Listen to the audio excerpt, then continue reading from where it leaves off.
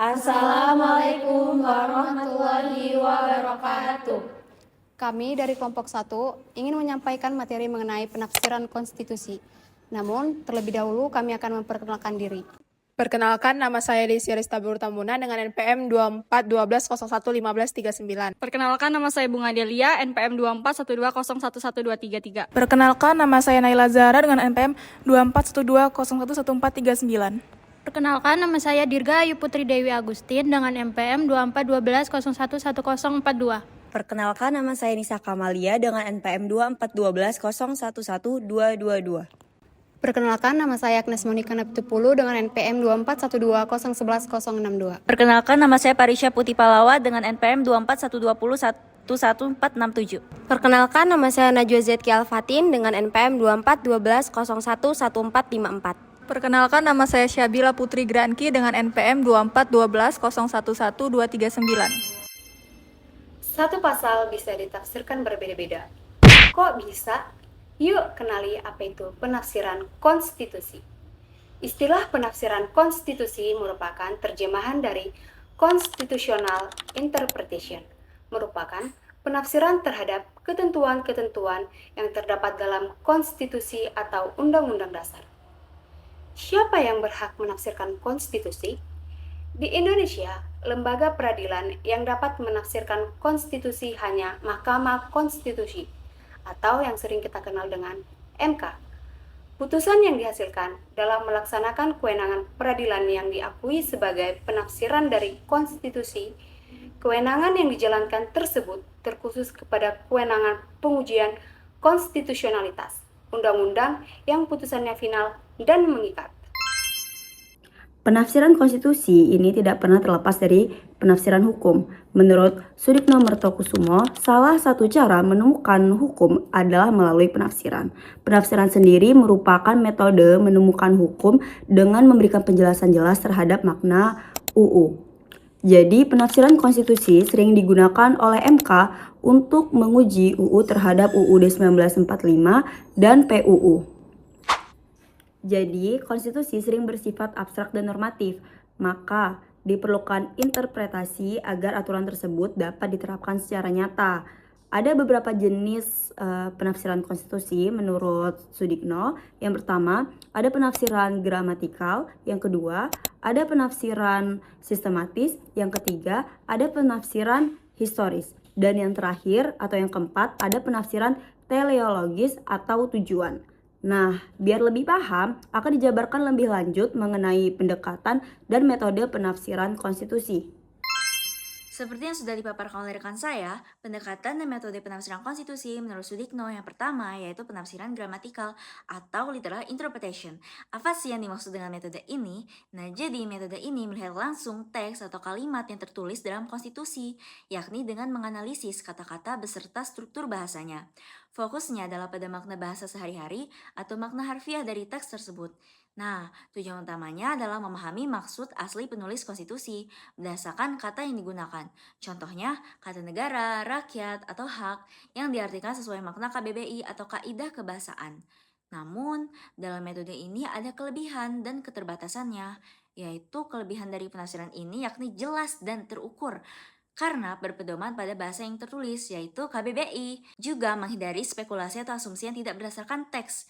Selain itu ada juga keterbatasannya, seperti bahasa konstitusi sering bersifat umum dan abstrak, sehingga terkadang makna harfiah tidak cukup untuk menyelesaikan masalah hukum kontemporer.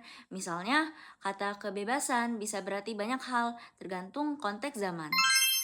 Yang kedua ada penafsiran sistematis atau systematic interpretation. Di sini penafsiran dilakukan dengan mendapatkan pasal yang sedang ditafsirkan dalam keseluruhan struktur dan kerangka konstitusi. Artinya isi pasal tidak boleh berdiri sendiri atau bertentangan dengan pasal lain yang ada dalam konstitusi. Metode ini menekankan keselarasan dan koherensi antara bagian-bagian konstitusi. Contohnya itu pasal tentang HAM dikaitkan dengan pasal tentang kewajiban negara.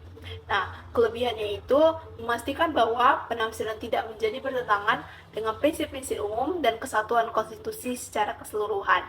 Dan keterbatasannya itu kadang sulit menentukan prioritas antar pasal jika terjadi konflik, sehingga memerlukan analisis tambahan dari segi tujuan konstitusi. Yang ketiga ada penafsiran historis atau historical interpretation. Metode ini melihat pada konteks sejarah saat konstitusi dibuat, termasuk tentang sosial, politik, dan pemikiran para pendiri negara. Penafsiran ini mencoba memahami maksud dari pemberi konstitusi berdasarkan dokumen-dokumen sejarah, proses pembentukan, dan catatan dalam konstitusional.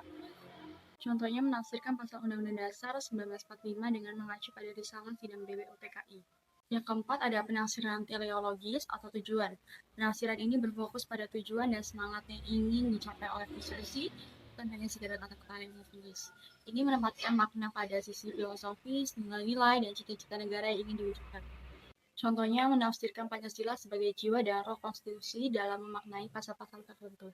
Kelebihannya lebih fleksibel dan memungkinkan konstitusi hadir relevan dengan tantangan baru yang tidak diduga oleh pembuatnya. Terbatasannya, ukuran tujuan terkadang subjektif, bisa muncul interpretasi yang berbeda berdasarkan sudut pandang penafsir. Penafsiran teleologis atau tujuan, atau bisa juga disebut dengan purposive interpretation. Penafsiran ini berfokus pada tujuan dan semangat yang ingin dicapai oleh konstitusi, bukan hanya sekedar kata-kata yang tertulis. Penafsiran ini menempatkan makna pada sisi filosofi, nilai-nilai, dan cita-cita negara yang ingin diwujudkan. Nah, contohnya seperti menafsirkan Pancasila sebagai jiwa dan roh konstitusi dalam memaknai pasal-pasal tertentu. Nah, penafsiran teleologis ini memiliki kelebihan dan juga keterbatasan. Untuk kelebihannya, penafsiran ini lebih fleksibel dan memungkinkan konstitusi untuk hadir lebih relevan dengan tantangan baru yang tidak diduga oleh pembuatnya. Untuk keterbatasannya, penafsiran teologis ini memiliki ukuran tujuan yang terkadang subjektif. Bisa muncul interpretasi yang berbeda berdasarkan sudut pandang masing-masing penafsir. Kemudian, ada penafsiran komparatif. Penafsiran ini menggunakan pembandingan dengan hukum atau peraturan dalam sistem hukum lain, baik di dalam negeri maupun di luar negeri, yang mana nantinya pembandingan itu sebagai bahan untuk pertimbangan untuk memenuhi makna dari suatu pasal. Kemudian ada penafsiran futuritis. Metode ini menekankan pada kemampuan hukum untuk menjawab dan mengantisipasi perubahan dan kebutuhan di masa depan. Pada metode penafsiran futuritis ini, hukum ditafsirkan berdasarkan kemungkinan perkembangan atau perubahan yang akan datang. Nah, teman-teman, dalam praktiknya, penafsiran konstitusi tidak hanya menggunakan satu metode saja, melainkan menggunakan perpaduan dari beberapa metode sekaligus, yang mana tujuannya untuk mendapatkan hasil yang lebih komprehensif dan tepat. Misalnya, di Mahkamah Konstitusi biasanya menggabungkan penafsiran gramatikal, sistematis, dan teleologis untuk memastikan putusannya adil dan sesuai dengan makna hukum yang utuh.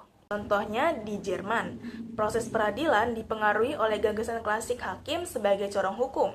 Metode interpretasi yang khas adalah interpretasi gramatikal, sejarah, sistematis, dan teleologis. Sedangkan di Amerika, konsepsi hukumnya adalah pragmatis, yang mana sejarah hukumnya lebih didasarkan pada sisi nyata hukum, sehingga sistem common law berfokus pada kasus hukum dan putusan pengadilan.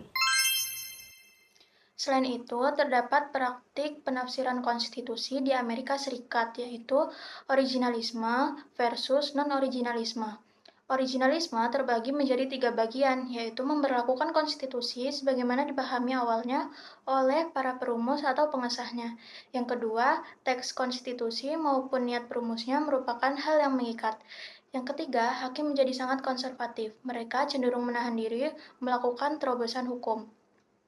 Non-originalisme juga terbagi menjadi 3 bagian, yaitu yang pertama, memberikan jawaban arti teks dari waktu ke waktu berdasarkan perspektif dan kepentingan pada saat itu. Yang kedua, penafsiran dilakukan berdasarkan tujuan yang hendak dicapai oleh penafsir dengan melihat kondisi faktual yang terjadi. Dan yang terakhir, berpikir sangat terbuka, bahkan disebut cenderung liberal. Menurut para ahli, Ronald Dworkin menyatakan bahwa kualitas konstitusi dapat meningkat jika prinsip hukum konstitusi dipadukan dengan teori moral. Menurutnya, teks konstitusi seperti kebebasan berpendapat dan kesetaraan warga harus diartikan secara lebih dalam, bukan sekedar artian umum. Jika hanya diartikan sebagai artian umum, maka nilai konstitusi dapat jatuh seperti undang-undang biasa. Jadi, Workin menekankan bahwa penafsiran harus berdasarkan pada prinsip umum, bukan sekedar kepentingan politik. Prinsip hukum ini ditemukan lewat metode based-like interpretation dan teori law as integrity. Jadi, dapat diambil kesimpulan bahwa penafsiran konstitusi penting karena yang pertama, penafsiran konstitusi membantu menyesuaikan makna konstitusi dengan kondisi zaman. Yang kedua, menjamin keadilan dan kepastian hukum. Yang ketiga, mencegah kekakuan hukum. Yang keempat, mendukung menyelesaikan sengketa hukum yang berkaitan dengan konstitusi. Dari pertanyaan-pertanyaan tersebut, sesuai dengan pasal 5 ayat 1 Undang-Undang Nomor 48 Tahun 2009 tentang kekuasaan kehakiman yang berbunyi, hakim dan hakim konstitusi wajib menggali, mengikuti, dan memahami nilai-nilai hukum dan rasa keadilan yang hidup dalam masyarakat. Dan putusan Mahkamah Konstitusi Nomor 5 PUU 4 Tahun 2006 yang berbunyi, kemerdekaan dimaksud juga diartikan bahwa hakim bebas memutus sesuai dengan nilai yang diyakininya melalui penafsiran hukum, walaupun putusan yang didasarkan pada penafsiran dan keyakinan demikian mungkin berlawanan dengan mereka yang mempunyai kekuasaan politik dan administrasi. Konsistensi penafsiran konstitusi. Memiliki konstitusi nilai, menjatuhkan putusan berdasarkan konsistensi terhadap nilai keadilan, membangun konstruksi putusan dilakukan dengan cara dialogis tanpa harus terpaku dengan menjadi absolut originalis ataupun non-originalis. Penggunaan penafsiran konstitusi yang berbeda memiliki justifikasi, namun pertimbangan hukum putusan harus memiliki legitimasi, diantaranya dengan legal reasoning dan accountability yang kuat. Sekian yang dapat kami sampaikan. Wassalamualaikum warahmatullahi wabarakatuh.